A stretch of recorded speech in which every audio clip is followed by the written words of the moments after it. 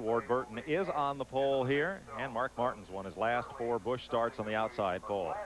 David Bonnet, best career start, and Rodney Combs, third start from the second row this year. In row 3, Joe Bessie led 25 laps here in February. Joe Nemechek, the defending series champion. Chad Chaffin, the Tennessee late model stock car champ at Nashville, and Jim Bound share the 4th row. David Green, 65 points back of Grissom, and Chuck Bound, last week's winner. In row 6, Hut Strickland makes his 3rd Busch start of the year with rookie Roy Payne. In row 7, Randy LaJoie ran 2nd at Talladega and Darlington. Harry Gant, the 88 and 89 winner of this race.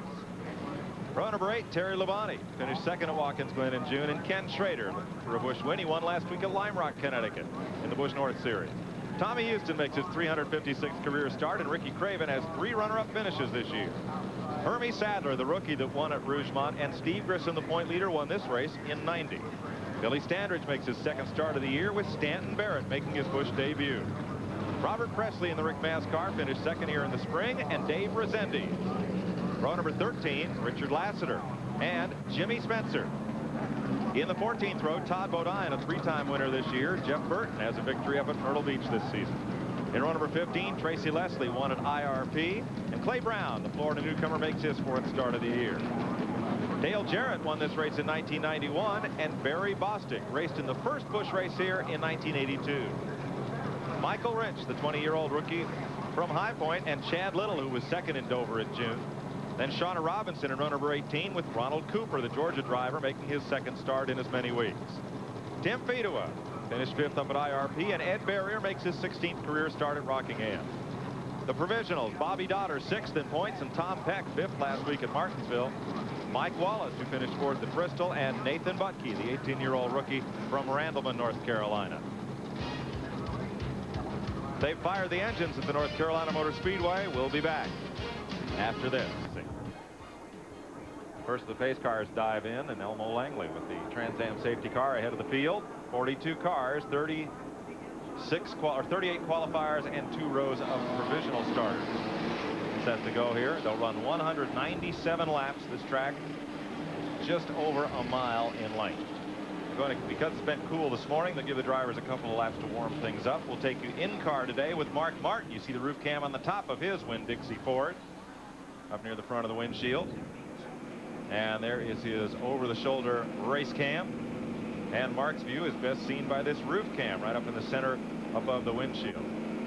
And you'll also have a shot of Mark at work as he idles around here getting set to go. Hope those decals don't add too much to the weight of the car in there. And we'll be riding with David Bonnet in the Plasticoat Restore Chevrolet out of the Dale Earnhardt shop. Starting 3rd today, best career start for the 2nd-generation driver. And he'll have our standard race cam on board looking over his shoulder. And Peter Larson's newest innovation, the rear view mirror cam, mounted up there where the dome light would be in your passenger car. There's the jack screw for the rear suspension and the camera antenna. And there's the young driver at work. Do I have to watch this? Yeah, you do, Neil. There's Hermie Sadler on the back. He's probably putting his steering wheel line in it back. There's Butke having some problems down the inside. Well, oftentimes drivers will fire the car, move away, find they don't have something tightened up, or the steering wheel pin or lock collar not quite in. That's what it was. Hermie Sadler's on the inside going back up into position right now. Look at the cars didn't qualify. Johnny Benson was in, what was he in, 74 car? Yep. Yeah. Staff America car. They were 22nd and elected to requalify and fell out of the field. George Crenshaw, Tommy Ellis didn't make it. Jason Keller from Greenville. Phil Parsons, after a good run at Charlotte, had to load up and go home here.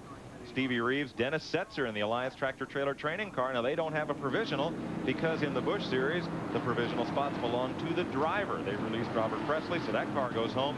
And John Tanner, who is the standout in IMSA's Barber Saab Series, making his stock car debut, but did not qualify for today's race. Mike, what's been really crazy about the Busch races lately, everywhere we go, there's right around 50 cars, anywhere from the high 40s up to 58 in some of these races. Everybody keeps saying where they're all coming from. This series is such a good stepping stone in the Winston Cup. They just keep getting more and more cars.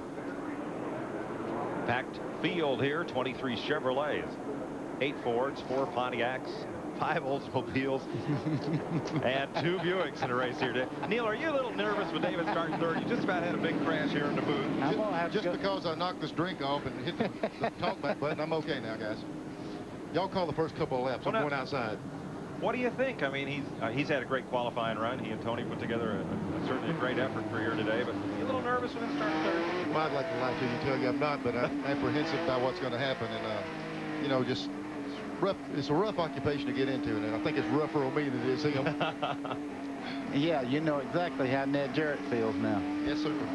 Buddy, your sons drove. Your dad, of course, was a champion. He had to be going through with you what Neil's going through right now. Well, he had to go through a lot with me. I'm going to tell you, those first 4 or 5 years, it was a question mark on my part. Your sons tried a trip or two behind the wheel, and you had to have a few butterflies. Oh, listen, I was never as nervous, you know, starting a Daytona 500 or Talladega or anything as watching them run at Martinsville. That really just psyched me right on out. You're riding with David Bonnet. Up in the upper right of your screen, you see that face cam as it pans across, and now we'll look over the whole field as they'll come down to the green flag. On the dashboard of David's car, it says, Neil, don't worry. I wish I could believe it. Charles J. Harrell will drop the green flag. Well, he won't drop it, he'll wave it, and he does. We are racing at Rockingham. Off into turn number 1, Ward Burton gets a little bit of an edge on Mark Martin. Bonnet is 3rd. Rodney Combs is 4th. And they're double file for 5th. Joe Bessie battling now the inside of Joe Nemechek, right side of your screen. That's Bessie on the bottom. Nemechek up top, and Bessie's going to get the spot. Look at David. He's making a move on 2nd place. Mark Martin there coming up out of the corner. Okay, Ward Burton in practice has really been cranking out some good laps, buddy. Look at the lead he's jumped out on these guys. It's I think the question is, can Mark Martin dominate like he has in the Busch Series? Look to see if he can run them down. Out front it is Burton. Look at the lead he's built up here in only a lap and a half. Bessie to the inside on Rodney Combs. That's 5th place right there. Make it 4th for the main driver. Both cars there Hoosier mounted. Bessie up into 4th. Combs to 5th. Points leader Steve Grissom moving up from his traditional mid-pack starting spot. Boy, they got all stacked up in the back there. Didn't have a wreck, though. A couple of them tagging each other. Grissom is 18th. Make that 17th as he goes around the high side of Tommy Houston. Grissom in 31. The channel lock hold. I don't know why Grissom qualifies. He should say, let me just start on the rear and I'll go to the front. He does it every week. He reminds me of Earnhardt in traffic. He really drives the wheel off that car. Chasing Kenny Schrader in the ACDelco Chevy. David Bonnet backing up in the field. He was running in 3rd spot. He's now on the high side, falling back from the top 10. As you ride along with him, Chuck Bound slipped underneath. And there goes David Green, the number 2 point man. There's something not quite right there. As he tries. We have a car on the front straightaway here. And up against one car, hard up against the wall there in the front straightaway. And that'll be the Florida driver, Clay Brown, out of Pensacola. The 31W Insulation Chevrolet. Check that. In the Coleman Racing Products Olds, his own car. Had a good run at Myrtle Beach. Had some tough luck at Martinsville last week. And you can see on the left side of the door, he looks like he might have had a little help getting up there. Yeah, it looks like somebody got right in that door. I don't know what brought that on. Oh, they got together. Oh, right off turn 2 over there. No, excuse me, that's front straightaway. Looked like Chad Little's car, maybe, and him got contact. I think it off was that corner. Either that or it could have been Billy Standridge. Let's see. It's hard to tell. They went on by. Yeah, he's already been up there. Well, so racetrack's so wide in the front straightaway. Somebody has a problem, you get around them. Clay Brown is okay. Had high hopes for this afternoon's run, but tough break here. We are under caution here at the North Carolina Motor Speedway. 6 laps are complete. Yellow flag is out. Look at how they're running. We'll be right back after this. Welcome back to the North Carolina Motor Speedway. We are under the first caution of the day. Clay Brown got up into the wall, went a bit up in the air there, and he had a little help. Still not sure if that was Billy Standridge or might have been Chad Little that had bounced into Clay Brown. Some of that action back in the pack that Neil talked about, where they stacked up looking for running room. And it looks like we'll have at least another lap or so of caution. Ward Burton is your race leader as they clean up the front straightaway. In 2nd is Mark Martin. 3rd is Joe Bessie. 4th, Rodney Combs. 5th is Joe Nemechek. 6th is Jim Bound. 7th his brother Chuck. 8th David Green. In 9th, Chad Chaffin. And in the 10th spot, that is Hunt Strickland. A little bit, and that's kind of usual for Mark. He comes on strong after about 10 or 12 laps. Back under green with 11 complete. They haul off into turn 1, and they're side by side for 3rd. Joe Bessie gets a good jump underneath Rodney Combs. Moving the Ford of Combs back to 4th. That's the Race Days Ford. That's a wholesaler of racing souvenir. Out of the High Point Winston-Salem area. Combs has for a sponsor today. Right, Joe Bessie is moving up fast on the first 2 cars. It'd be nice to see him have a good steady run today. He's had a good jump on the start and a good run on this restart, buddy. There is Bessie trying to hold off Combs. Nemechek rather trying to hold off Combs, and Bessie's gone on. There he is, middle of your screen, in 3rd place. Like he's gaining on the leaders. Yes. Once he got around Nemechek, he really stretched it on out. There's Nemechek, Combs, and Jim Bound. That yellow Lux Foods car. Steve Grissom, running here against Terry Labonte, has moved up to 13th. There's the channel lock hold of Grissom. Terry Labonte right behind him. Labonte ran some good laps in practice. I'm corrected. That's a Chevrolet. I thought I saw a split grill on it. I guess not. Well, maybe, but it's a Chevrolet. I was noticing Ken Schrader's car, just his 3rd car in the shot there. He's a little bit loose in the middle part of that corner. He's jumping out sideways on him. That's a miserable thing at this racetrack to have a car loose this early in the race. Yeah, because it's going to do, with the sun out, it's not going to do anything but get worse. Luckily, Schrader's the type guy not going to manhandle that car around. And here's Terry Labonte trying Ward Burton. Schrader just behind them. Or rather, trying Steve Grissom. Grissom usually goes right to the front when these race starts. He'll qualify back and move up. Now they're running 5 seconds behind the race leader, Ward Burton.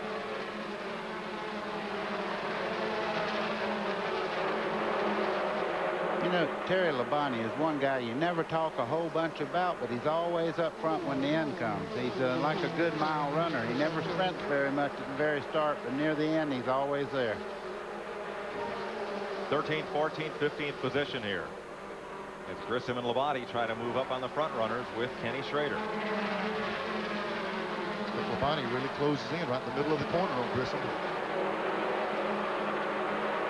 There's Schrader. You see, Schrader's had to move his line up 1 lane to compensate for that car jumping sideways. You can make this racetrack wider by running a longer line around and not make it have to turn this tight down in the corner and make it loose.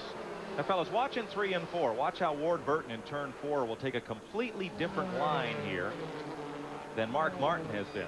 Same reason? Looks like his car might be a little tight. He's up off the corner a little higher. Mark Martin's able to stay right on the bottom there. He leaves that door. Mark Martin's going to jump in there. Was talking about something on the front of the 2 car. It looks like the 60 car has got something stuck on the air dam also. Picked up something off the racetrack.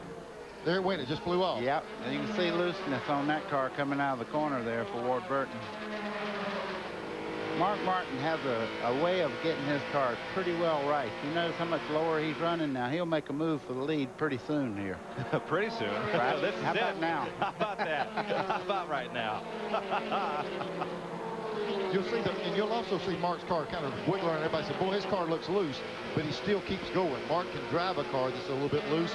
And I'm telling you, once he gets the lead, he's a hard guy to get it back from. Mark Martin has led 13 Busch races this year.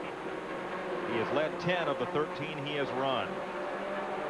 Look at Hut Strickland there in the 28 car. He had the left sides all the way below the white line on the bottom there, so that car is sticking quite well. Chuck Bound. Now Bound and David Green are Goodyear mounts. Rodney Combs on Hoosier. Combs climbs the racetrack. They're going to try to freight train him on the bottom. Or leave that door open enough time, somebody's going to get in there. You know, if you go in and get a little bit high, see Combs try the high line right there. Now David Green goes up top.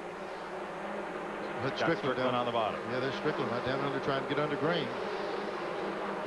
And here's Steve Grissom, the point leader, in mid-pack, chasing down Harry Gant. We asked Steve's crew chief, Ryan Frazier, what do you tell Steve to keep him calmed down in the car?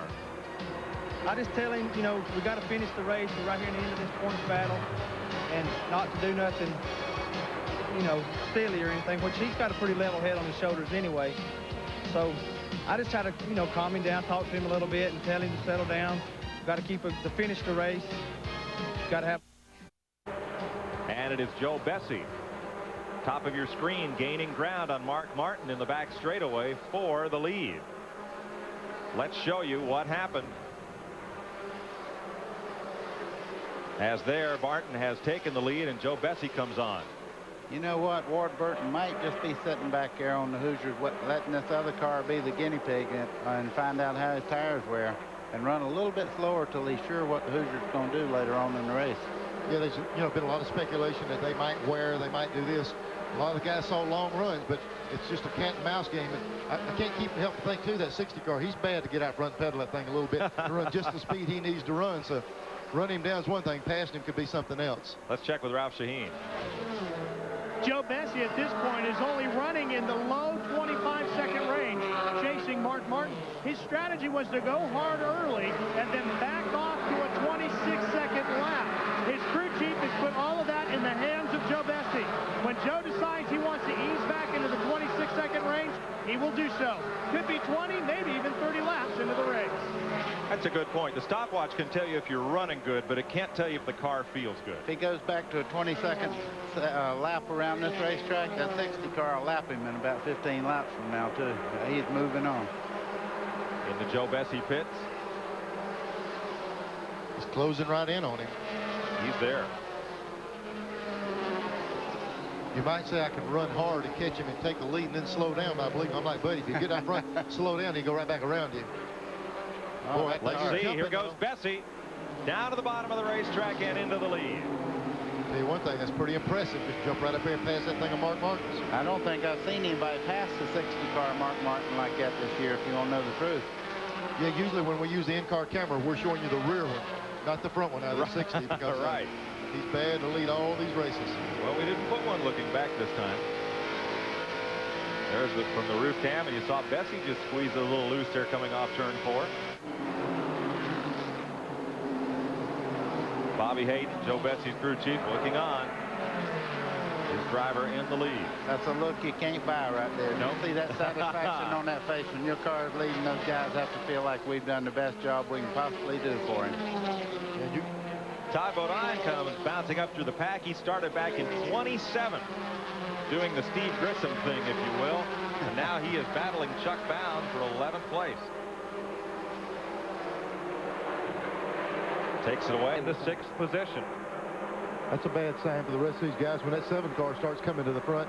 Gant always runs good at these bush races, and when he comes to Rockingham, he's good in any kind of car. He is using every inch of this racetrack. Look how far up in the corner he is there. He's just about in the last lane, and that's a hairy special there. He races up there all the time. Yeah, there won't be anybody in his way up there. No, Gant started 14. Here's David Bonnet, Tony Urey, and crew.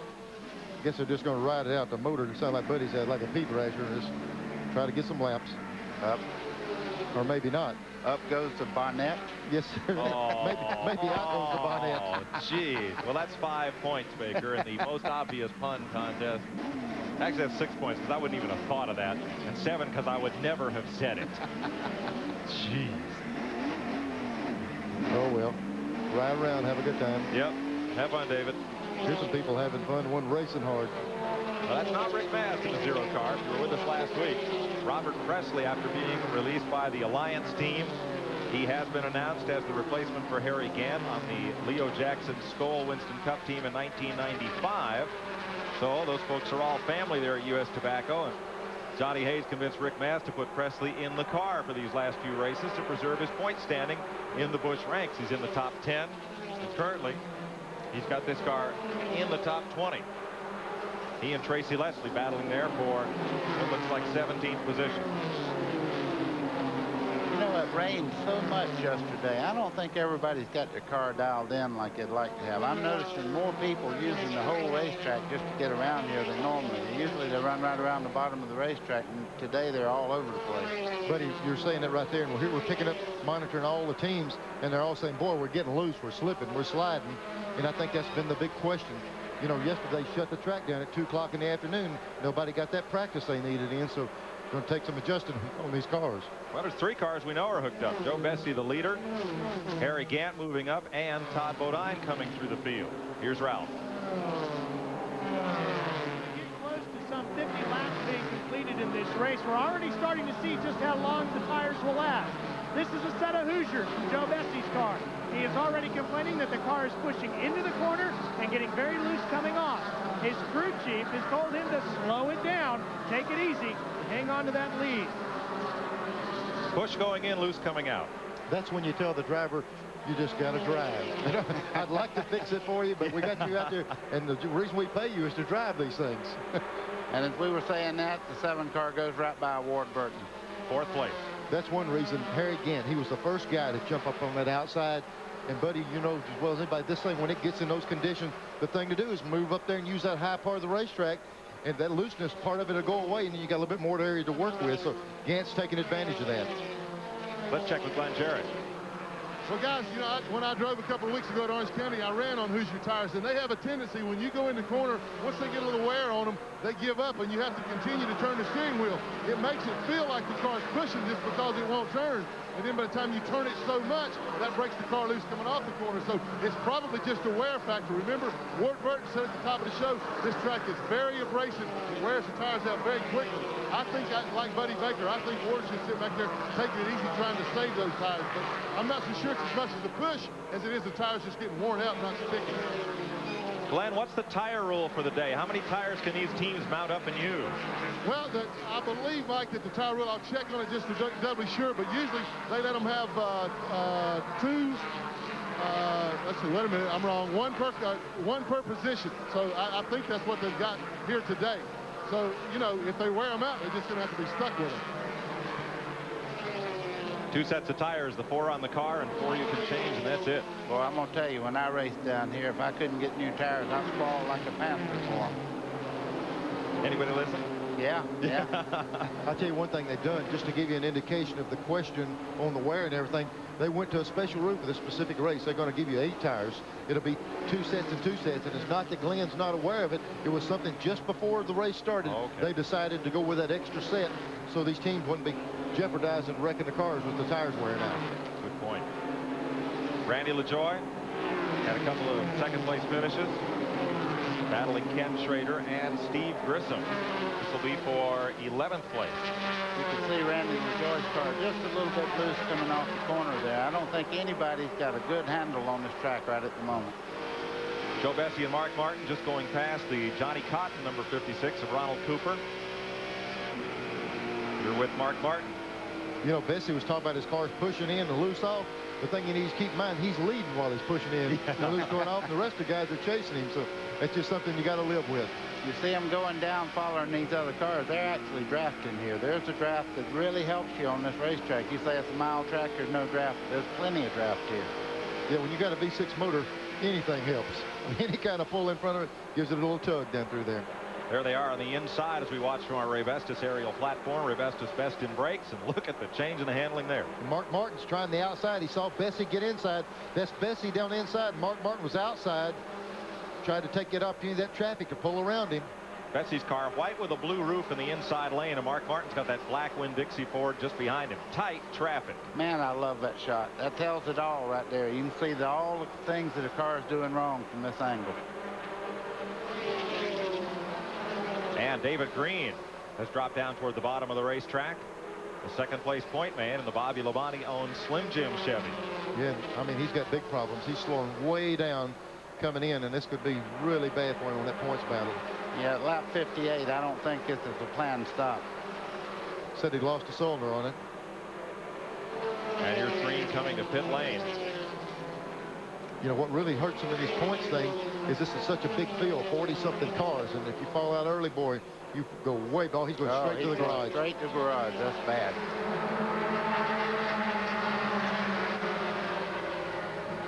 Pointing under the hood. Yeah, the team's wanting to take a look at it.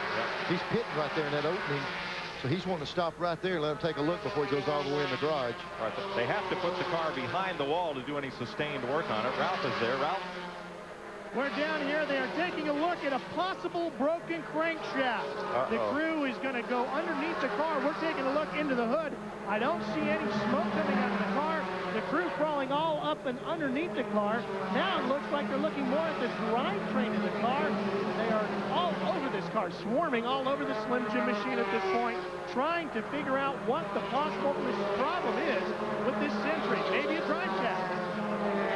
I'll tell you, they looked under that oil pan to see if it was a crankshaft problem. There was, so they went to the drivetrain. Looks like they're still wondering what's wrong. David broke a crankshaft up at Watkins Glen on the road course earlier this year.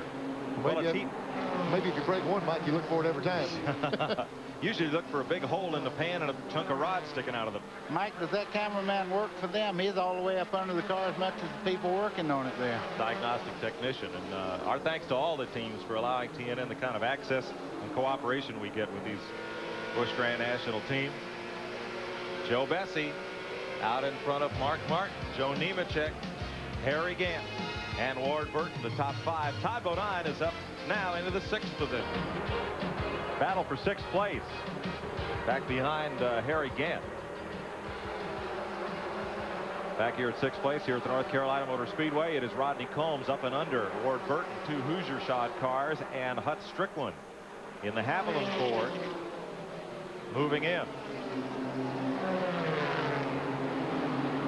Yes, Strickland's having a good run with that car. Boy, all this will change around when they make their pit stops and do a few chassis adjustments. I'm sure a lot of them can't wait for that to happen. 79 car coming down pit road right now.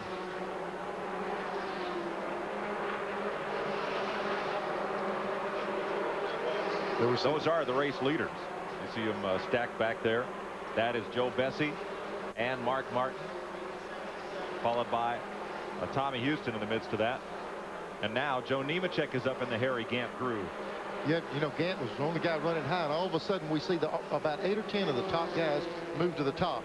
The spotters have told them, hey, Gant is flying up top, so now they're all up here trying that lane. The only bad part about that, folks, is there's no rubber up there. The cars will stick for a little while, but they'll use up their tires a lot quicker way up high like that.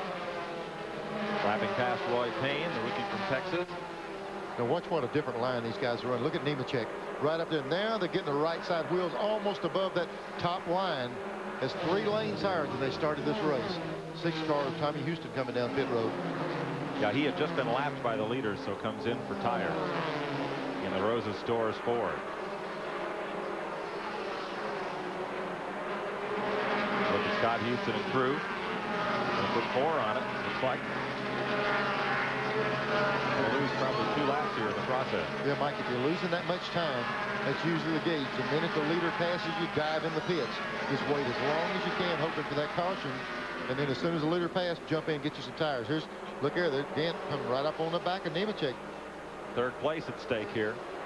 He's in Harry's groove, but look, let me warn you, there's about 6 more foot out there, and Harry will try some of that. And look at this. Todd Bodine is right with him. From 27th starting spot, Todd Bodine is right there in that battle for 3rd place. Now you see Todd's running a lane lower than both of those guys, and if he can make that work, he can outrun the 2 cars on the outside. Well, we could see them get 3 abreast here because the way they're using the racetrack, there's plenty of room for it. There we go. You know, they've got those top 2 lanes. You got a guy in the bottom.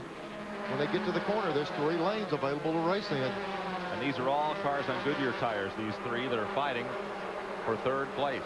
Now they look like they're running a lot faster, but the car on the bottom can get back in the throttle quicker, and he'll come out right up even with Harry Gant going down the front straightaway here. He should make this position. Yeah, that guy on the inside's got to lift just a little bit earlier. Joe Nemechek drops a couple of spots there to Todd Bodine and Harry Gant. Vic Kangas, what psychology do you use on Joe during the running of a race like this? We try not to use any psychology. Joe's got a good head on his shoulders, and I don't believe that we need to try and tell him too much as far as how to control his thoughts and feelings and stuff. But he's been driving a little more aggressively the last half of the season, and I think he's got a lot of catching up to do as far as trying to catch these leaders in a point. And you know, he's going to drive as hard as he can. That's basically what he's going to try and do. North Carolina Motor Speedway. See a nice crowd on hand for today's ACDelco 200 for the Busch Grand National Series. At the front of the pack from our Ray Bestis aerial platform, Ray Bestis Best in Brakes, bringing you these pictures. There's Joe Bessie, your race leader, getting up and underneath Bobby Dotter, the 6th place point man in the DeWalt Tools Chevy. And Mark Martin a little further back. Now they move up on Chuck Bound. Well, from the penthouse last week to the doghouse this week, Bound's going to lose a lap here. Here's your Napa Field standing update, brought to you by Napa, because there are no unimportant parts where your favorite driver's running. Still no pit stops among the leaders. We've been green but for one caution when Clay Brown bounced off the wall in the front straightaway with a little help from another car. Look at Ward Burton. Ward has now dropped back to 9th spot, shuffling back just a bit, and up front in traffic, Mark Martin back to the lead, taking it from Bessie. He ran up on that traffic. Bessie ran up on traffic and got held up a little bit. Mark Martin had a good run, drove right on by him. Well, Neil, just like you said, he got in the wrong line. He got in the slower line, and Mark just went right on by. 4th lead change among 3 drivers. I got to tell you, though, I think Bessie's out of tires. You can see him going back, and Mark's he's running a good line around the racetrack. And now Martin working hard against traffic. That's Dotter on the bottom and Jim Bound, the Lux Food Chevy, up top. That's the very same traffic that just a few minutes ago Dotter had a little bit of problem. Bessie had problem with. Now he got in there 3 deep under. Yep. Almost got Bound pinched into the wall. Tell you what, you guys got to quit hollering. I jumped one out of my seat. Ward Burton drifting back as Billy Standridge comes to pit road. Let's check with Ralph Shaheen. The problem for Ward Burton is that his car as well has gotten loose.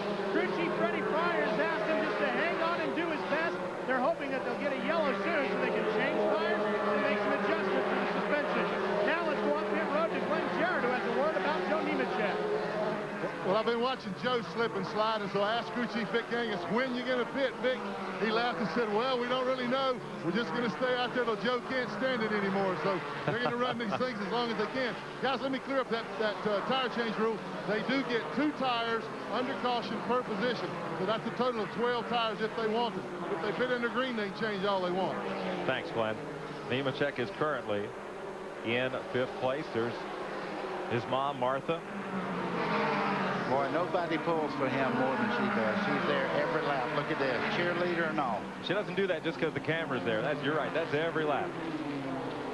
I tell you what, they hit the nail on the head when they said stay out there as long as the driver can stand it.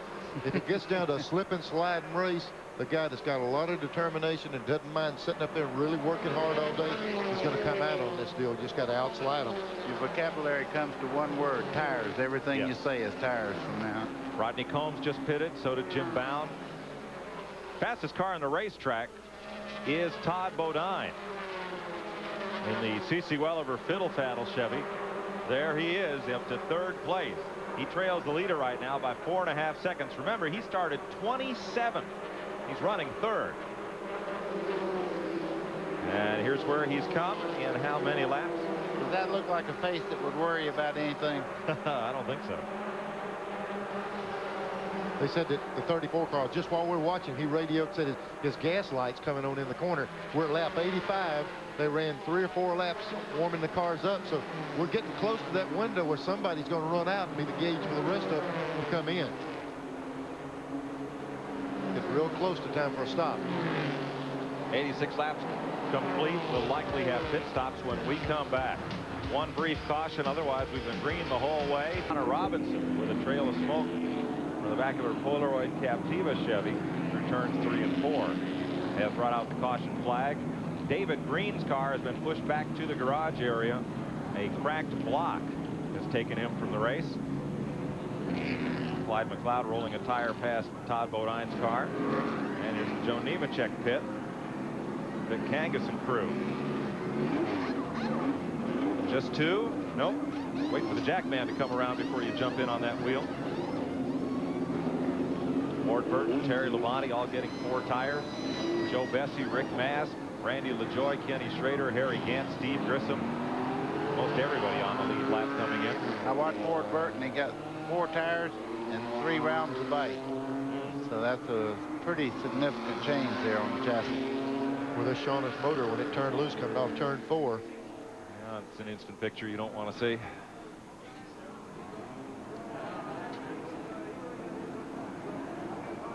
Best pit stop time, Mark Martin, 26.7 seconds.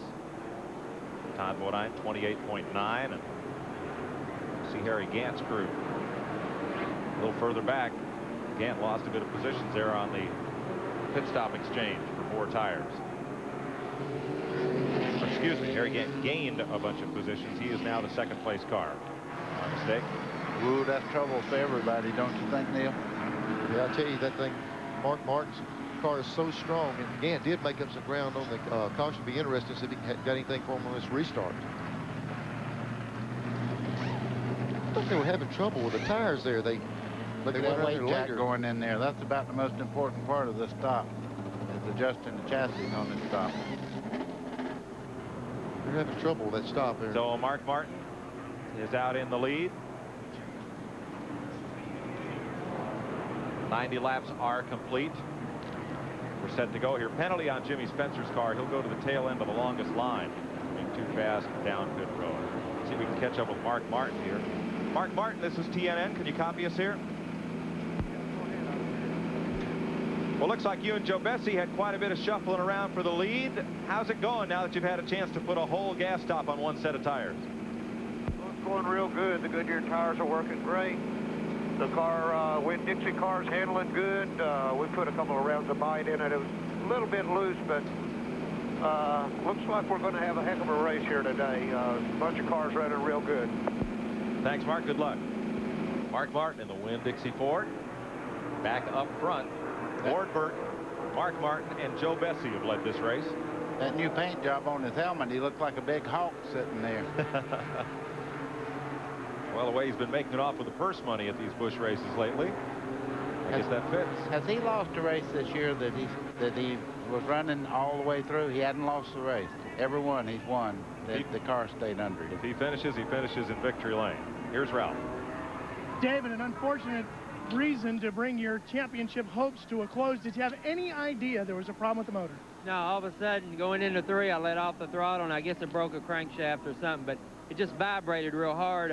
Thought maybe a dry shaft at first, but there's some obvious reasons on the motor. But the Slim Jim Chevrolet drove perfect, and, you know, Mark got away from us there a little bit, but the pace I was setting was, I couldn't believe it, you know, and the car was just so good in the corners. But that's the way it goes, and, you know, we got one, took it away from us last week, and got one today, but we'll be back to Hickory and see if we can't redeem ourselves. So David Green will fall well behind Steve Grissom, depending on what happens to Grissom the rest of the afternoon. Steve is currently 13th. Here is getting ready for the restart, Mark Martin, Harry Gant. Chuck Bowden will show you what happened here on pit road. A little bit of tire ball going on here down the straightaway. That's Nathan Butke behind Tom Peck. And nice save there. Yeah, that guy was big enough to stop about anything come at him. That's Big Rodney up there. I couldn't tell who it was. Looked like Big Rodney down there pulling it down. You can tell that from the back? You can tell it from the side, the front, the top. If you're in the same county, you can tell. All right. Caution's going to stay out for a lap or two here for debris on the track. So we'll be right back to the North Carolina Motor Speedway after they've just restarted this race. The field comes down the front straightaway and back into turn 1. Blown engine down to the track apron and coasting around turn 2, Joe Nemechek. Oh, man. Wasn't That's for bad luck this year, yeah. Wouldn't have no luck at all. Caution did come out. Joe did a good job of getting it down off the track as quick as he could. And I'm real surprised with the amount of smoke down there. The car didn't bounce back up the track. Yeah, I thought he would too. He drove it off on the flat, but it must have just been something getting on the headers. Elmo Langley will bring the safety car up. And that's 2 of the top 5 in points out of this race, David Green and Joe Nemechek. So caution is out. Let's make this the 3rd one of the day. Here's Glenn. We're standing by with Vic Kangas, and Vic, early indications are it must have been a crankshaft, maybe? Yeah, that's exactly what he said. A crank broke. He said it really come apart big time. It's just not been your year, has it? Apparently not. I don't know what we got to do to get this Dentine Chevrolet to stay up front, but the boys are working hard, and I'm sure we'll overcome this problem somehow. Well, better luck to you next time. Thank you. We're hearing a lot about those crankshafts breaking. I tell you, to make these little V6s run like you want to do, you just disregard RPM. You throw so much stuff in the motor. That's why when David's motor went away a while ago, it's brand spanking new. I didn't say a word because you buy the best stuff in there and you just totally abuse it to be able to win one of these races. I hear some of those little 6-pots are turning 87, 8,800 RPM. I knew a couple that was. Yeah. Wow. Not for long. We'll be back to the North Carolina Motor Speedway. Lead lap cars on the inside. There is Mark Martin in front, Harry Gant second. There's Todd Bodine third, Joe Bessie, the Auto Palace car fourth, Terry Labonte, the MW Windows machine in fifth. The Haviland Ford for Hut Strickland is sixth. The ACDelco Chevy of Ken Schrader is seventh. Virginia for Lovers Chevy, Hermie Sadler is eighth. In ninth would be Randy LaJoy in the Beanaloop car. That's the Dick Moroso number 20. That's an Oldsmobile. And in 10th, Rick Mast in the Skoll Chevrolet. They're all lined up on the inside row. Those cars on the lead lap as we go back to green. In that last restart, we saw Harry Gant able to stay right with Mark Martin, but you see Martin pull away on this restart. There's Gant on the inside trying to get under Rodney Combs where he can still make a run at the 60 car down his back straightaway. And I'm corrected, it's not Rick Mast, it's Robert Presley. There you go. In the 0 car. You think it's got anything to do that they change drivers every week in these cars at the end of the season? Well, we didn't goof it up last week. I don't know. I'm going to start saying red car and black car just to be safe. You remember the good old days when a guy stayed with a team for a whole year? At least. Yeah. There's Gant. He cleared that traffic, and now he's got Mark out in front of him. The question is, can he run him down? Ooh, and another engine. Something out of the 41 car there of Barry Bostic from nearby Huffman. Here's your ACDelco mid-race recap. 3 leaders, 3 lead changes. 14 cars running on the lead lap. 3 caution flags for just 15 laps. 6 cars out of the race.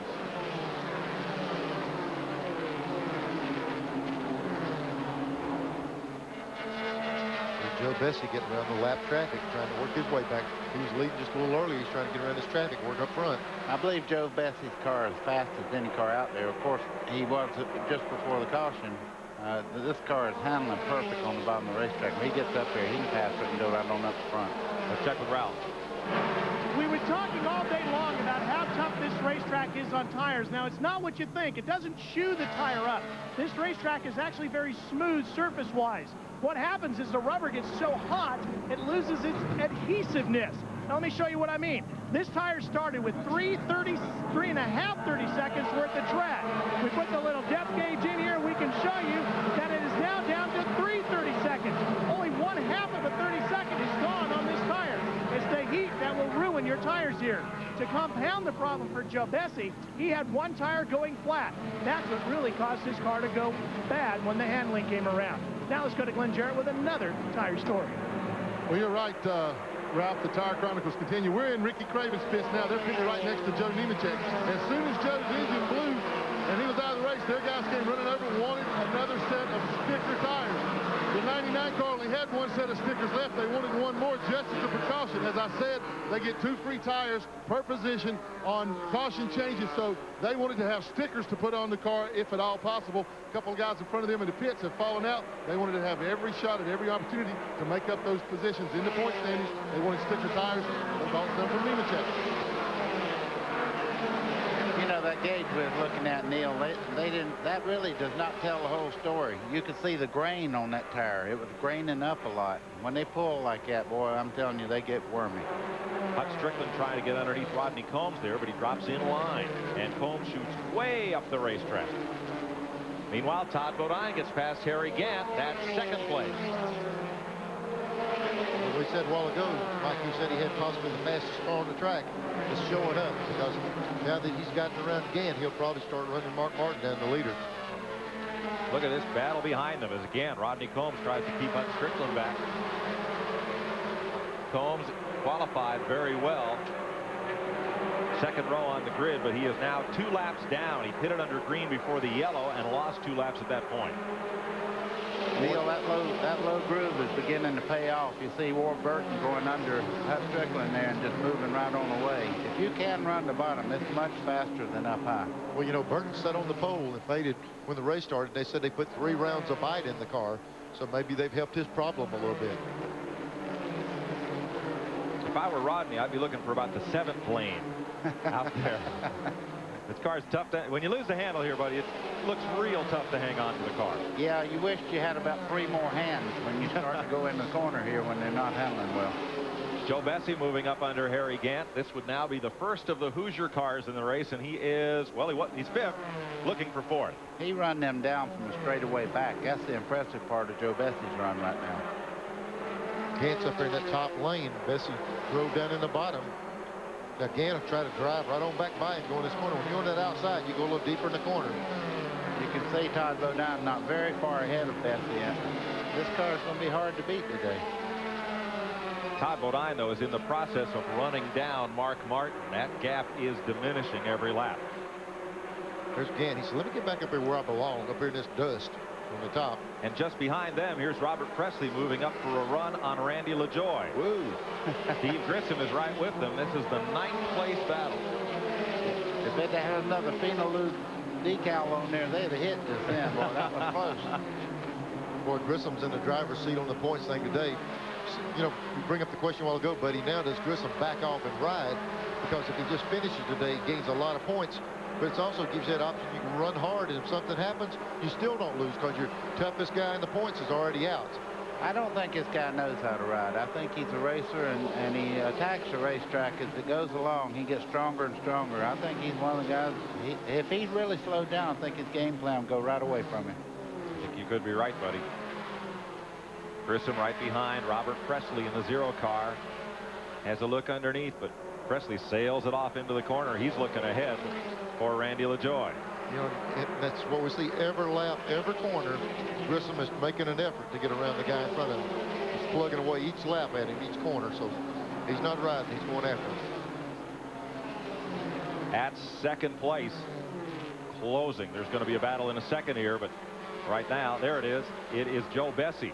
He just inhaled Todd Bodine, who was the fastest car on the track. I like that. And just like you said, Mike, Todd Bodine was running the leader down. So now you see Mark Martin right out in front of him. Now the question is, can Bessie go on up there and battle with Mark Martin? He looks like he's got a lot for him right now. That's 2nd place now for Bessie. One of 3 drivers to lead this race. I will tell you this, though, he's using a lot of tire up there, running them down like that. He is 1 second behind Mark Martin. And again, he's on Hoosiers. Now, Bessie's car, it'd be interesting to see what happens on this run of tires. Because at the start of the race, Bessie was very, very fast for, what, 50, 60 laps? Well, and then the car started to tail off a bit. The interesting part now, Neil, is they have a reading to go by. They know what they used the first part of the race. And Mike, as you well know, this racetrack right here, once you know a reading, you pretty well know what's going to happen later on in the race. If they ran 80-some laps while going at 3:30 seconds of rubber left, you tell the driver not to save anything. He's got plenty of tire. But you saw the tread left on that tire, but you also saw the graining. If he overheats that tire, it's a different story. Mark Martin, your race leader. Remember way back when you could see the driver in the car, and now you see the helmet and gloves and the arm and the sleeve of the uniform. Hey, buddy, the paint job on the helmets cost more than our tires did back then. Yeah, but he's a lot safer than you fellas were back then. In Boy, that setup. Here's your Napa Field standing update. And Mark Martin, you're looking out the windshield of Martin's car at the new leader, Joe Bessie. Now, I'll tell you what, when we took a shot 2 laps ago, Bessie was 100 yards behind Mark Martin. He caught him, drove around him, and now is driving away. I'd wonder now what Mark Martin's game plan will be, because he knows that Bessie will be faster for a while. Well, there was one thing a while ago, too, Mike. They said Bessie had a tire going flat. So that might have been why he slowed down earlier. Oh, my goodness. You mean he's having trouble in running like he was? Well, we'll just have to see how it plays out. Now, they wouldn't just say that, would they? I don't know. I've never known racers to be real truthful when they're telling somebody else something. Right. You see Todd Bodine's moved in there, moving in on Mark Martin, too. I think Mark today may have the handle off just a little bit, but he's the type of driver that'll make those adjustments and come back strong. That's the 4th lead change of the day, and it's still among just 3 drivers. You know, even earlier, whenever the 97 car passed Mark Martin, he got just about the distance we're looking at, and it stayed there. Almost like Mark says, okay, jump out there. I'm going to keep this distance on you, and we'll see what you got later. Mark's a smart driver, and he's not giving up any ground right now. And Bessie's looking for his first win. This is only the 2nd race he's led this year. He led 3 laps at Charlotte 2 weeks ago. Ward Burton moves up for 4th on Harry Gant. Look, Harry looks like he's going out of the racetrack going in the corner, and then he gets returned, but he's using up a lot of tire up there. And Hut Strickland closing in. Harry Gant has dropped another spot or 2. Slicing his way through traffic is the race leader Bessie on the bottom side. Mark Martin, and then a little bit of breathing room. Back to Todd Bodine. Here's Ralph. Okay, to put all the doubts to rest, here is the tire that came off of Joe Bessie's car. As you see, the gauge says it sits at 30 pounds of air pressure. When the tire started the race, it would have been at about 41. As the heat builds in the tire, it'll rise to around 50. There is a slow leak in this tire. It sits now at 30 pounds. They're not sure exactly where the leak is, but it was definitely going down. And to make matters worse for Joe Bessie's competition, he just radioed in and said, guys, I'm just riding around saving the tires. Thanks, Ralph. We weren't questioning your story. We were questioning whether the crew chiefs would actually always tell the truth, because sometimes you'll say something saying, well, we weren't quite right, and now we're better, when in fact they were running as good as they could. Sometimes they'll tell you, sometimes they won't. Battle for 8th place here. Steve Grissom, Kenny Schrader, Tracy Leslie. Mike, I know at one time in racing they said you can't change a tire unless you have a flat. And I pitted one time and I heard a tire blow out. Somebody owned a knife. You had a flat. Not when you came in, but once you got there, once you had I stopped, a flat. I had a flat. Right. So they'll just about do anything in racing. Air gun and an ice pick, huh? That's right. Yeah. Hit the tire and change it. A moment ago, watch this. For 8th place. There's Grissom going down under there. Oh, Leslie gets up into... and almost knocked you out of the chair there a second ago. I seen this, boy, that could have been an accident. It was. They just didn't finish it, as we always say. 72 car slipped up a little bit, got into Schrader, and they straightened them out. Yep. Randy LaJoy in the 20 car in the best seat of that one. Randy seems to have his car handling quite well on the bottom of the racetrack. He's moving up now, too, also. Yeah, that's a top 10 car today. Hut Strickland is pitting. Coming off the top, the 4th place car coming on to pit road. The Mac Tools Ford. Got to be something wrong because he was running too good to be coming in this early. They weren't quite ready for him. They're looking under, I'm not going to say crankshaft. That's all we've heard today. They're looking under the bottom. We'll check on that story when we come back. Joe Bessie leads this race at 134 laps. Mark Martin, Todd Bodine, Ward Burton moves up to 4th. Harry Gant is now 5th. He and Mark Martin have been the class of the field, and the tire question remains unanswered. There is Bessie on Hoosiers, and Mark Martin is on Goodyears as they lap Tim Fedowa and Jeff Burton. If he's doing what he said he's doing, riding around taking care of his tires, he's got something for him. But we see right behind him, there's Mark Martin. He fell back a long way. He's closing up a little bit, buddy. And let's confirm off that graphic, Chad Little there was the other car involved in the crash with Clay Brown at the start of the race. Both those cars exited the race right near that point. Brown out immediately and Little shortly thereafter. I noticed Joe Bessie was pedaling just a little bit easier getting in the corner when he got under Fedowa just then. You noticed. Kenny Schrader. And the caution will come out. This will be for the 4th time today. And this also will put them in a gap where they can go the rest of the way, I believe, on fuel after this. Neil, the only reason these engines are blowing up like this today, I hadn't seen this all year long. I tell you, as the season goes on, everybody gets braver and braver, pulling more and more gear. And it's like Mike said, I'm seeing some of these things 86, 87, 8,800 RPMs. And It's just hard to ask those little motors to do that. Let me ask you, would you use the same engine in Atlanta that you would run here normally? The little small 6-cylinder stuff they don't use that much difference camshaft. They pack so much power in them that you can virtually run a short track motor at a speedway. They're just doing all they can with it. They said something in that engine might be a leak with Schrader's car. Well, they've got one short track left, Hickory, North Carolina, on the Busch Series. We'll bring you that race live on TNN in 2 weeks. And they'll finish the season up down at Atlanta. That was the race that was snowed out back in March. So one short track and one super speedway left. Here's Bessie and Mark Martin, midpoint of your screen. Todd Bodine, third place car at the bottom. Now Bodine has a stall right at the start-finish line, pit stall. Bessie is further down. And on the right side of your screen, you'll see how they come off pit road once that service work's completed. Going to be 4 tires and fuel for all 3 of these leaders. Ricky Craven, the last car on the lead lap, pulling in. See which one gets out. That's Jack Roush's team with that 60 up there. And they're going to get the good stop. Good stop for Mark Martin's crew. Joe Bessie and Todd Bodine will be further back on the restart. And again, Harry Gant comes out of the pits in second, making up all that ground that he had dropped back on the racetrack. Looked like Bessie was the one that fell back worse than any of them on that stop. 32.9 seconds for Joe Bessie compared to Mark Martin's 24.7 second stop. Big difference. Boy, oh boy. If they ever have a green flag stop, it really will make a difference. Now, Schrader did not blow up. They looked under that car. They've sent him back onto that track, but down in turn 1, still smoking as he comes off pit road. So Schrader in the ACDelco Chevy may not be out there long. Here are the cars a lap or more down on pit road. Tommy Houston, Hermie Sadler. And we're told that Mark Martin added 2 bites of wedge while he was in. You know, I think Schrader's smoking a little bit. There's so much plumbing on these cars, it could be anything. There's so many lines ran around on them. Well, let's double check with Mark Martin. See how things are going along right here. He is back up front after this round of pit stops. He had a chance to run up against Joe Bessie.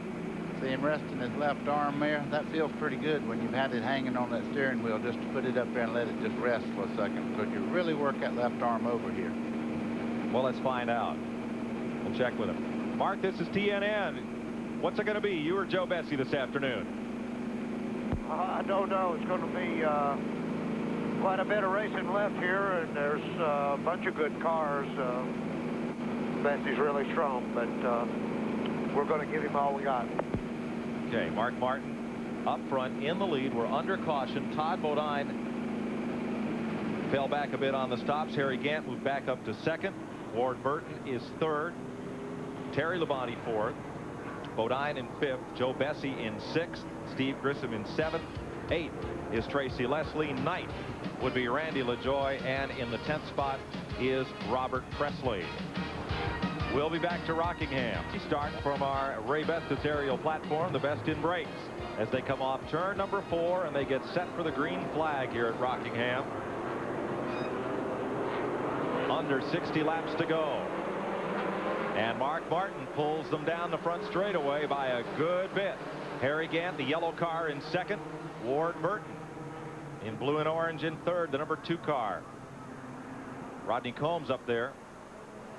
2 laps down, but up there amongst the leaders.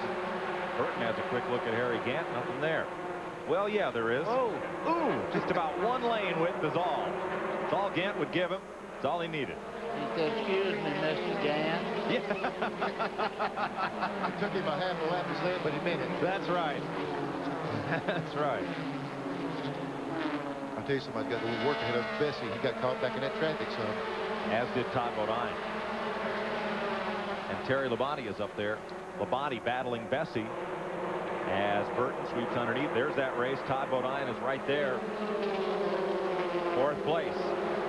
Yeah, Bessie went from the lead back to 6th, so he's moving on up. And Grissom is up there in 7th in that blue channel lock, number 31. See Todd Bodine there. He's running quite well, too. The number 34 is Bodine. They're going to leave Terry Labonte up on the high side. Tracy Leslie trying to follow Grissom underneath. Not this time. If Grissom has a good finish here today, it'll really put him in fine shape for that points thing for the end of the season. It's a shame for that to happen to Green or Crank, something like that breaking.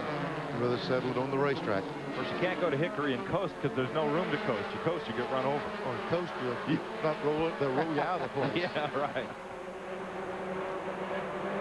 Grissom trying to close back up on Todd Bodine this time. Off turn 4. When you go to Hickory, you just take a car that you want a new body on next week. Man, I love that. That's like going to a slugfest up there. That's a really neat race to call. I have a good time up there with you guys. We'll look forward to it in 2 weeks. We're at Phoenix next week. The TNN doubleheader. Racing Saturday and Winston Cup on Sunday. 2 weeks to Phoenix. You know, the last 2 weeks we've watched Steve Grissom. It looked like he's concerned with winning races and letting the points thing come where it goes. He's been after him every week. Bessie underneath Harry Gant.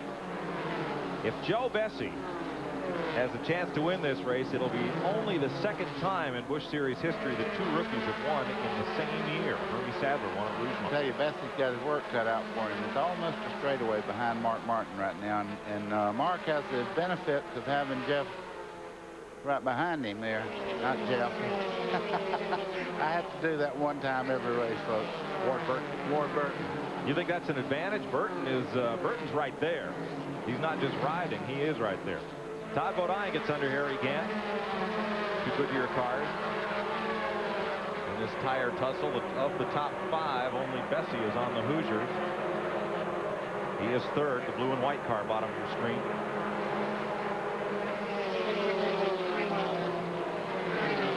Grissom in 6th, Terry Labonte, the number 14 in 7th. And Tracy Leslie in 8th. Robert Presley in 9th, Randy LaJoy in 10th, Ricky Craven 11th, and Jimmy Spencer in 12th are the cars on the lead lap. Haven't seen much of Spencer today. He's in that Ruby Tuesdays car, but he had to fight off a NASCAR penalty for... Neat name, though. Neat name. Yeah. Yeah. I believe the penalty was for going either too fast on pit road.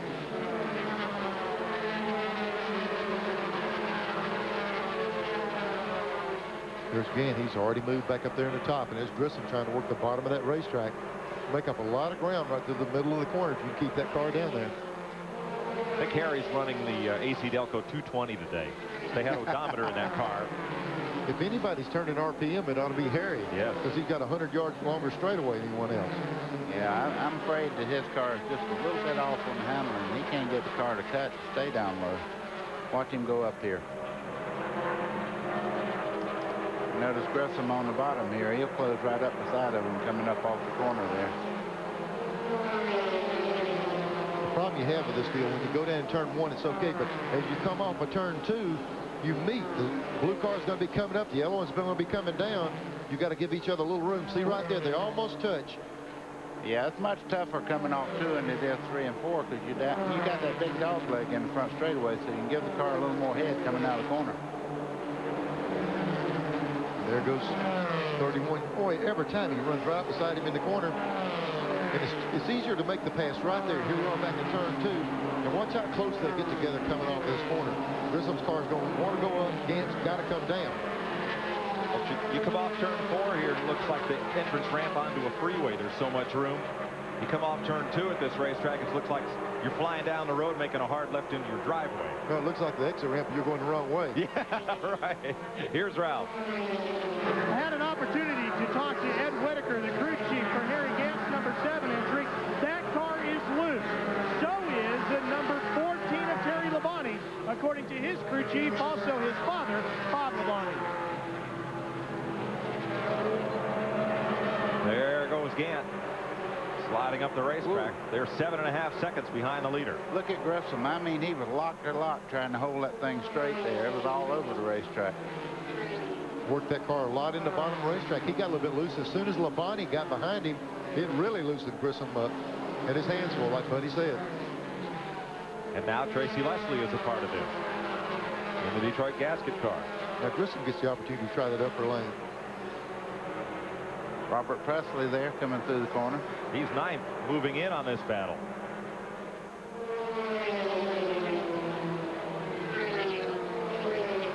Back up at fourth place, there's Todd Bodine. And with an upcoming driver change, we asked Clyde McLeod, how do you keep this whole team focused with the changes ahead? It's a little easier for us because the driver we're getting, Mike, is worked with us last year for about 3 or 4 months. So these guys here all know him and worked with him, and we've all known him for years. So it's kind of like he's a crew member just moving up to be the driver now. And the team always stays focused because the team didn't change. They're a hard-working bunch, and that's what they're here for. They want to do the best they can all the time. Into that list, Ricky Craven and Jimmy Spencer. See Mark Martin here getting away from the 2-car of Ward Burton a little bit. Ward is a lot closer just a few laps ago. Now Mark's able to stretch it out just a little bit.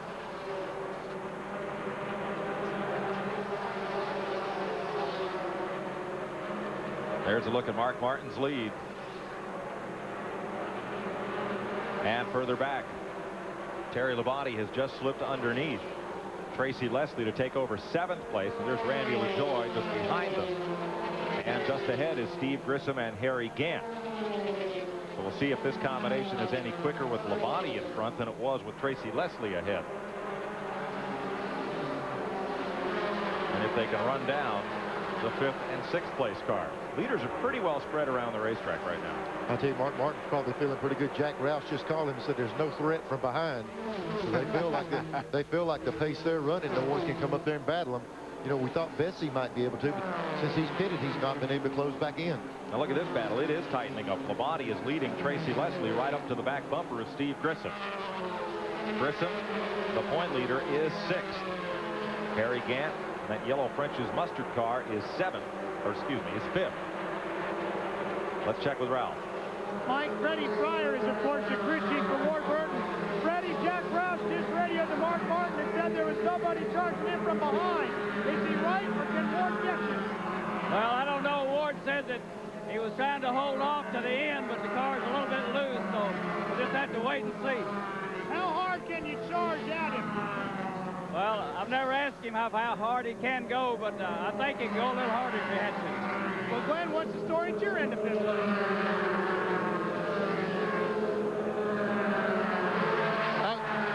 I'm with Bobby Hayden, the crew chief on Joe Bessie. The car doesn't seem to be as fast as before that last pit stop, Bobby. What happened? The ACDelco Autopelosphonic is running real strong. This set of tires is going to be a little tight, but starting to come around a little bit now. We just picked up a 10th, and hopefully we can be there at the end of this race. We just got a report that the 2 car's having problems also. You think you can run him down? Well, it's looking good right now, but we really like to run the 60 car down. I'm sure they would. I think he had the very fastest car here. That's the worst thing that can happen. You get a set of tires that's a little bit off. There's nothing you can do but ride it out. That's the work from Joe Bessie's car. There's a look at Ward Burton. And here's the battle for 4th. Or rather 5th, Harry Gant.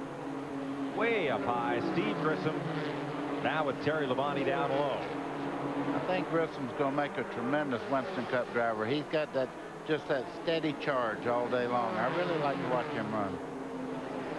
During our last break, there was smoke out of Tom Peck's car, and he took the number 19 to the garage area. 5th place finisher of Martinsville, and he doesn't make the day here. Looking at Grissom, man, he can catch one pretty good, too, when it gets loose on him. Yeah. Big boy, he can wrestle one of them around. Yep. As soon as Grissom got around Gant, here comes Labonte. He wants to try to make that same move. And they go around Dave Resendiz in the Lipton Ford.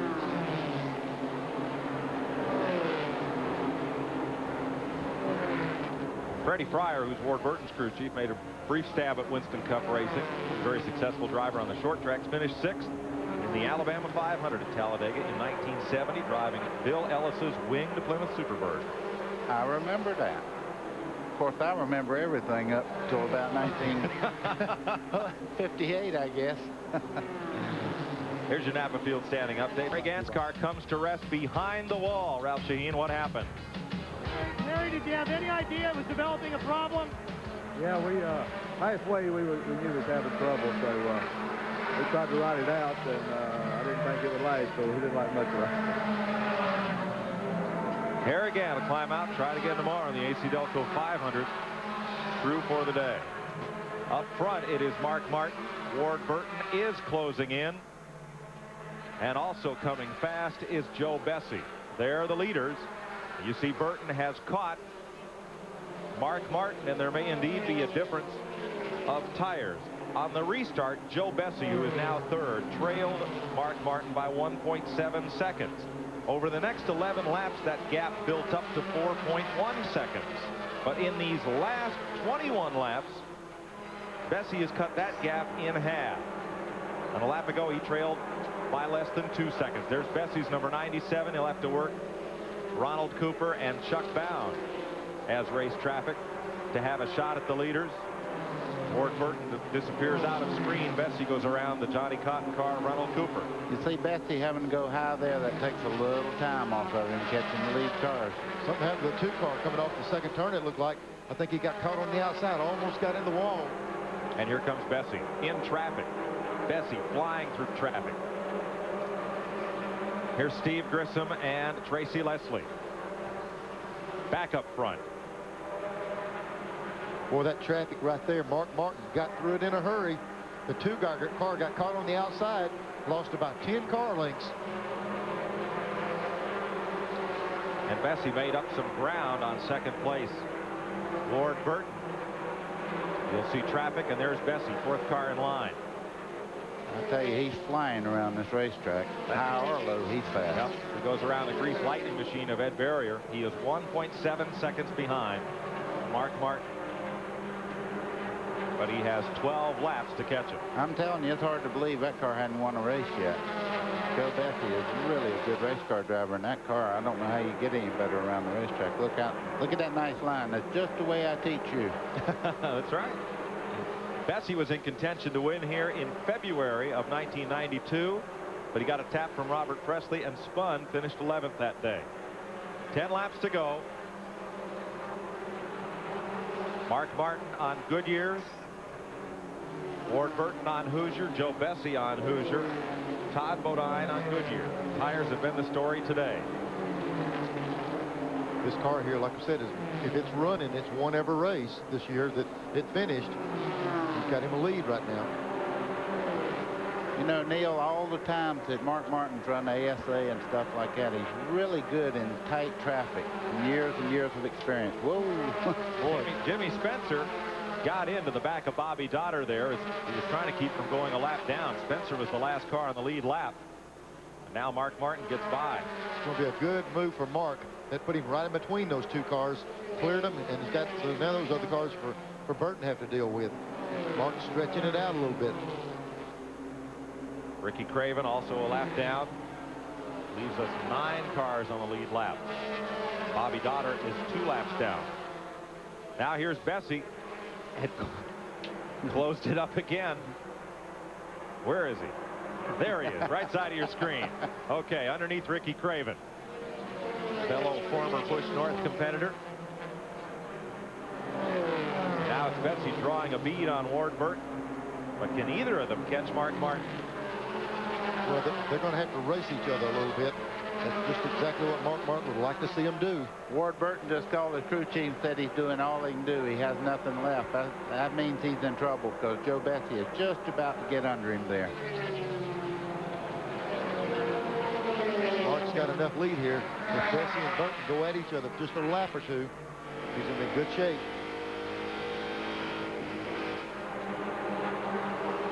Second place. Number 2, Ward Burton.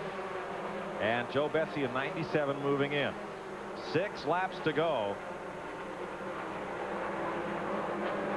Moving around the Motorsports Designs Chevy of Michael Rich. Bessie trying to get an inside of Spencer. This traffic right here is a little tough for him. See, now he's not racing Spencer for a spot. Spencer's not racing Dotter for a spot, but that's kind of filling up the racetrack right now. Ooh. Oh, me. Goodbye, Jimmy. Casual contact there, folks. Yeah, about 9 times. Well, that took him out of business right there. Yep. That was it. Trying to get around the lap cars and had to do a lot of shuffling with them right there. Let's show you that again. I mean, Spencer was a lap down. The yellow car Dotter is 2 laps down, and Bessie is the picture of frustration on the right side of the screen. Well, he turns low here. Notice the left front right on the bottom there. They get together there. Both of them did a great job of not spinning there. And now Bessie trails by 3.2 seconds. Boy, I'll tell you who liked that little move was Mark Martin. Looked in the mirror. Yeah. He's plenty contented with him doing that. That was the one car that might have dealt with Martin today. 2 laps to go, and the black flag is out for Jimmy Spencer for failing to obey the move over flag and allow the cars on the lead lap to go by. The move over flag means you have to give the cars on the lead lap room. It doesn't mean stop racing, and he was trying to get past Bobby Dotter. But you do have to leave room for the cars on the lead lap. With the black flag with 2 to go, you've got 3 laps to obey the black flag before they pick up the scorecard, so chances are Spencer will stay out there. You saw Mark Martin pass under the white flag. Last lap for Jimmy Spencer, or rather for Mark Martin. That Winn-Dixie car, I'm going to tell you what, I've seen a lot of impressive race cars, but that has to be one of the best. Now, I got it. That is a real grocery getter right there. Oh, man. It just got the groceries. Yes, it did. Bring the cash register, pay the bill. Mark Martin goes to victory lane with a 1.97 second margin of victory over Ward Burton. And it'll be the Goodyear reps in victory lane. Hoosier finishing second and third. Ward Burton pulls up to congratulate Mark Martin, and we will meet him in victory lane right after this. For Mark Martin, the 5th Super Speedway win of the year and a new single season record in Busch racing, and a bit of a fracas on pit road between a couple of the crews involved in some of the on-track altercations in the last few laps there. Round 2. Let's go down to victory lane. Glenn Jarrett.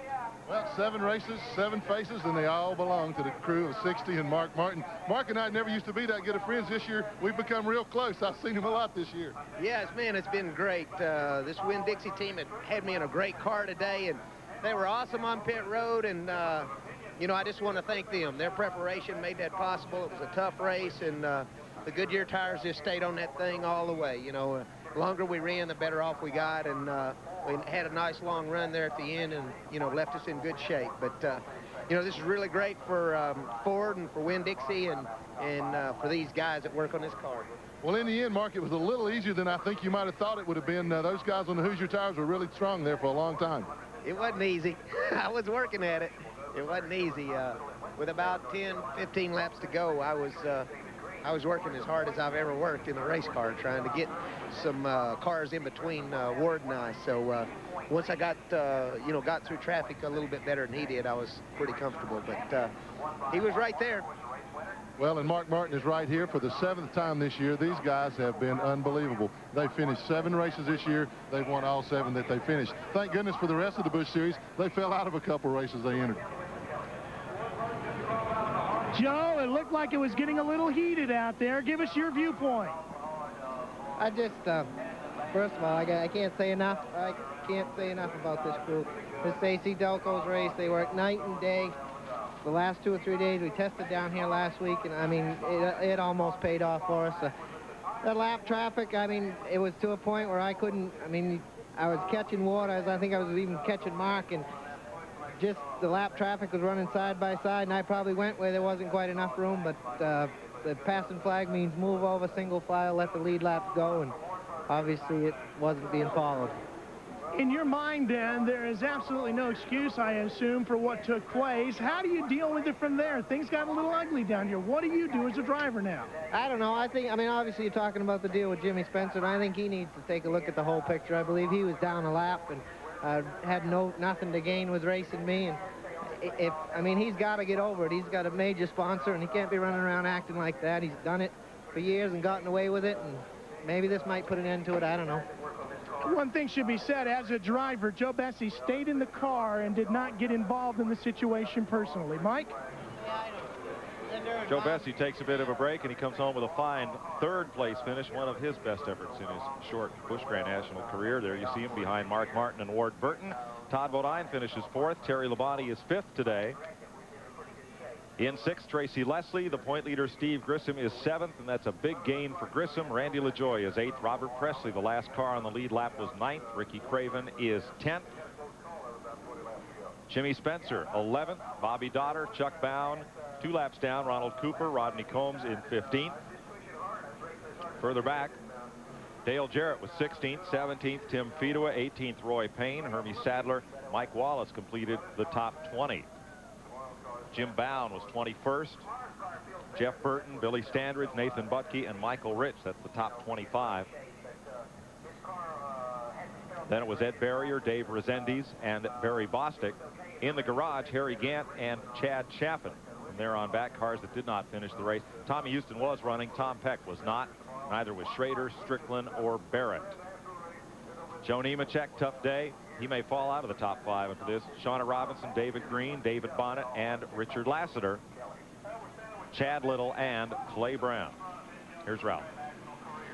Jimmy, we've had a chance to talk to Joe Bessie. He viewed his point. To give us your perspective.